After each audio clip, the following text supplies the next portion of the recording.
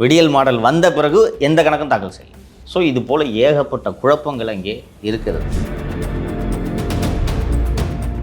பணம் கொடுத்தா சும்மா விட மாட்டான். ஒரு ரூபா 2 ரூபா இல்லை, 10 லட்சத்துலேருந்து 30 லட்சம் வரைக்கும் கொடுத்துருக்காங்க. 30 லட்ச ரூபா கொடுத்துட்டு இன்னொருத்தன் கவர்மெண்ட் வக்கீல போய் உட்கார 30 லட்ச ரூபா கொடுத்தா சும்மா விடுவானா? எந்த நடிகர் கட்சி தொடங்கினாலும் முதல்வர் ஆக்கி விடுவார்கள் இந்த மக்கள் என்று நீங்கள் நினைக்கிறீர்கள் அல்லவா? அங்கே தான் நீங்கள் தவறிழைக்கிறீர்கள் என்று நான் புரிந்து கொள்கிறேன். முதல்வர் அவர்களை பார்த்து நான் கேட்க விரும்புகிறேன், இப்படி ஆடு தட்டினால அரசு வழக்கறிஞர் நான் நியமிச்சிங்கன்னா நீதிமன்றம் உங்களை பற்றி என்ன நினைக்கும், உங்கள் அரசை பற்றி என்ன நினைக்கும்? வணக்கம் சவுக்கு மீடியா நேயர்களே. இன்றைய அரசியல் தமிழ்நாட்டில் நடந்த முக்கியமான அரசியல் மற்றும் சமூக நிகழ்வுகளை பற்றி விவாதிக்க இருக்கிறோம். வாருங்கள். வணக்கம் சார். வணக்கம் நிதிஷ். வணக்கம் மாலதி. நிகழ்ச்சி தொடங்கிறதுக்கு முன்னாடி இதுவரை உலகில் யாருக்கும் தெரியாத ஒரு தத்துவத்தை சொல்லிவிட்டு நிகழ்ச்சியை தொடங்குவது சரியாக இருக்கும் என்று நினைக்கிறேன். எண்ணம் போல் வாழ்க்கை. முடியல, எண்ணம் போல் தான் வாழ்க்கை. ஏன் நான் தத்துவம் சொல்லக்கூடாதா? நாங்கள்லாம் தத்துவம் பேசக்கூடாதா? பெருசாக சம்மந்தம் இல்லாமல் தத்துவம் இல்லை. தனுஷ் அரசியல் கட்சி தொடங்க இருக்கிறார், அது தொடர்பாகத்தான் இந்த தத்துவம், அரிய தத்துவம். திரு விஜய் அவர்கள் பெற்ற இந்த மாபெரும் வெற்றி பலரின் மனதில் முதல்வர் கனவை ஏற்படுத்தியிருக்கிறது. தவறு ஒன்றும் இல்லை. ஆனால் எந்த நடிகர் கட்சி தொடங்கினாலும் முதல்வர் ஆக்கி விடுவார்கள் இந்த மக்கள் என்று நீங்கள் நினைக்கிறீர்கள் அல்லவா? அங்கே தான் நீங்கள் தவறிழைக்கிறீர்கள் என்று நான் புரிந்து கொள்கிறேன். பார்ப்போம் சார். நம்மளும் தொடர்ந்து அரசியல் பேசிட்டே இருந்தோம். வார ஃபுல்லாக வந்து டெண்டரே விடாமல் மூடிட்டிங்கன்னா எங்கே தான் போய் குடிக்கிறது அப்படின்னு சொல்லிட்டு நம்ம தொடர்ந்து பேசிகிட்டு இருந்தோம். அது அவங்க காது கேட்டிருக்கும் போல் சார். 2 மாதங்கள் நீட்டிச்சிருக்காங்க அந்த லைசன்ஸை. சிறந்த முடிவு, வரவேற்கத்தக்க முடிவு, வேறு வழி இல்லாமல் எடுத்த முடிவு, அதையும் சேர்த்து சொல்லிவிட வேண்டும்.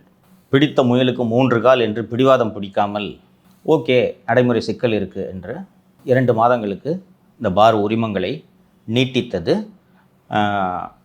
நடைமுறை சிக்கல்களை நீக்கியிருக்கிறது. நம்ம ஏற்கனவே விரிவாக பேசிட்டதுனால நான் ரொம்ப டீப்பாக அதுக்குள்ளே போகிறோம்ல. நீங்கள் தான் விற்கிறீங்க, குடிக்க இடம் இல்லைன்னா எங்கே குடிப்பான்? ரோட்டில் தான் உட்காந்து குடிப்பான். நீங்கள் தான் அதை தூண்டுறீங்க ரோட்டில் உட்காந்து குடிக்கிறத. அதனால் அதை புரிஞ்சுக்கிட்டு பண்ணிட்டாங்க. ப்ராக்டிக்கலாக அதில் நிறைய சிக்கல் இருக்குது. அந்த டாஸ்மாக் நிறுவனமே ஒரு மெஸ்ஸு. அது ஒரு நிறுவனம், அரசு நிறுவனம், பொதுத்துறை நிறுவனம். எல்லா தனியார் நிறுவனங்களுக்கும் பொருந்தக்கூடிய விதிகள் இந்த நிறுவனத்துக்கும் பொருந்தும். இப்போ நம்ம வருடந்தோறும் கணக்குகளை சமர்ப்பிக்கிறோம் இல்லையா? ஆண்டறிக்கை தாக்கல் செய்யணும் இல்லை? அது ஒரு undertaking, public sector undertaking. Corporation உங்களோட வரவு செலவு கணக்கு என்ன 5 வருஷத்துக்கு? 2021-22க்கு பிறகு டாஸ்மாகோட ஆண்டறிக்கை வரவு செலவு கணக்கு இதுவரை இணையதளத்தில் பதிவேற்றம் செய்யப்படவில்லை. ஏன்னா அவ்வளோ குழப்படி. கரெக்டாக எப்போன்னு பார்த்தீங்கன்னா 2021-22 விடியல் மாடல் வந்த பிறகு எந்த கணக்கும் தாக்கல் செய்யலை. ஸோ இது போல் ஏகப்பட்ட குழப்பங்கள் அங்கே இருக்கிறது. நான் ஏற்கனவே சொன்னதை மீண்டும் வலியுறுத்துகிறேன், தனியாரிடம் ஒப்படைத்து விடுங்க. அதுதான் அரசுக்கும் நல்லது, மக்களுக்கும் நல்லது, அந்த ஊழியர்களுக்கும் நல்லது. ஸோ நேற்றே அந்த ஊழியர்களை நிரந்தரம் செய்கிறது பற்றிலாம் விரிவாக பேசிட்டோன்றதுனால ஃபர்தராக போல் இந்த முடிவு வரவேற்க தகுந்த முடிவு. அதே போல் இன்னொரு முடிவையும் அரசு எடுக்க வேண்டும். அரசு வழக்கறிஞர் நியமனங்களை பற்றி விரிவாக நாம் தொடர்ந்து நமது நிகழ்ச்சியில் பேசிக்கொண்டிருக்கிறோம். நேற்று கோவை மாவட்டத்தில் 5வது கூடுதல் மாவட்ட நீதிபதி அரசு வழக்கறிஞர் இல்லாத காரணத்தால் தமிழக அரசுக்கு 80,000 ரூபாய் அபராதம் விதித்திருக்கிறார். ஒரு 10 கேஸில் இந்த அபராதம் விதிக்கப்பட்டிருக்கிறது. யார் அந்த ஜட்ஜின்னு தெரியல, ரொம்ப அழகாக எழுதியிருக்கார். அரசு சாட்சிகள் 10 பேர் நீதிமன்றத்தில் ஆஜராகி இருக்கின்றனர், ஆனால் அரசு வழக்கறிஞர் ஆஜராகவில்லை. அரசு வழக்கறிஞர் ஆஜராகாத காரணத்தால் இந்த அரசு சாட்சிகளை விசாரிக்க முடியவில்லை. இதுபோக குற்றம் சாட்டப்பட்டவர்களும் இந்த நீதிமன்றத்தில் ஆஜராகி இருக்கிறார்கள். அவர்களுக்கும் தேவையற்ற சிரமம் ஏற்பட்டுள்ளது. எனக்கு இதுதான் ரொம்ப பிடிச்சிருக்கு. அக்யூஸுக்கும் கஷ்டம்.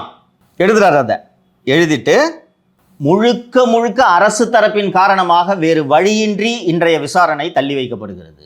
இதன் காரணமாக அரசு தரப்பில் மாவட்ட ஆட்சியர் ஒவ்வொரு சாட்சிக்கும் தலா 1000 ரூபாய் வீதம் 10,000 ரூபாயை இந்த சாட்சிகளின் செலவுக்காக நீதிமன்றத்தில் செலுத்த இந்த நீதிமன்றம் உத்தரவிடுகிறது. விசாரணை 20/7/2025க்கு ஒத்திவைக்கப்படுகிறது. இது மாதிரி 10 கேஸில் அபராதம். அதுக்குள்ளேயாவது வழக்கறிஞர்களை நியமிச்சிருவாங்களான்னு தெரியல. வாய்ப்பில்லை ராஜா, வாய்ப்பில்லை. நீங்கள் அதை நியமித்தாலும் தீராத பிரச்சனையில் தான் போய் இது முடியும். இப்போ கோயம்புத்தூர் மாவட்டத்திற்கு இவர்கள் பரிந்துரைத்து இறுதி செய்யப்பட்டுள்ள பட்டியலில் ஆடு திருடியது போல பல வழக்குகள் இருக்கின்றன. இப்போ சொல்ல மாட்டேன், நியமனம் போடுங்க, ஜீவோ வரட்டும். வரட்டும், அந்த பிறகு தான் சொல்லுவேன் என்ன தப்புன்றதை. இப்போ சொல்ல மாட்டேன். இன்றைக்கி வந்துடும், நிகழ்ச்சி ஒளிபரப்பாகிற சமயத்தில் அரசாணை வந்துடும், அப்புறம் சொல்கிறேன். இதுபோல் தமிழகம் முழுக்க பிரச்சனை நடந்து கொண்டு இருக்கிறது. பணம் கொடுத்தா சும்மா விட மாட்டான். 1 ரூபா 2 ரூபா இல்லை, 10 லட்சத்துலேருந்து 30 லட்சம் வரைக்கும் கொடுத்துருக்காங்க. 30 லட்ச ரூபா கொடுத்துட்டு இன்னொருத்தன் கவர்மெண்ட் வக்கீல போய் உட்கார 30 லட்ச ரூபா கொடுத்தா சும்மா விடுவானே? ஸோ இது எங்கே போய் முடியும் என்பதை இப்போதே முதல்வருக்கு சொல்லிவிடுகிறேன். பணம் கொடுத்தவன் தாவேக்க எம்எல்ஏ 30 லட்ச ரூபாய் வாங்கி அரசு வேலை வாங்கி தருவதாக கூறி என்னை ஏமாற்றி விட்டார். அவர் மீது வழக்கு பதிவு செய்து நடவடிக்கை எடுங்கள்னு வழக்கறிஞர்கள் போய் ஒவ்வொரு மாவட்டத்திலையும் புகார் அளிக்கப் போகிறார்கள். அப்படி பணம் கொடுத்தவனுக்கு போஸ்டிங் போட்டிங்கன்னா அவன் ஆடு திருநவனாக இருப்பான். நாங்கள் விட மாட்டோம். எப்படி பார்த்தாலும் இது சிக்கல். ஸோ முதல்வர் அவர்கள் கூட இருக்கவங்களாம் சொல்லுவாங்க, சார் அப்படி தான் சார் விமர்சனம்லாம் பண்ணுவாங்க. கூட இருக்கவங்க சொல்லுவாங்க, சார் அப்படி தான் சார் விமர்சனம் பண்ணுவாங்க, இருக்கட்டும் சார் நம்ம பார்த்துக்கலாம் சார், அதுக்கெல்லாம் கேன்சல் பண்ணக்கூடாது சார் என்றெல்லாம் அவர்கள் சொல்லும் ஆலோசனைகளை முதல்வர் பொருட்படுத்தாமல் தரமான அரசு வழக்கறிஞர்களை நியமிக்க வேண்டும்.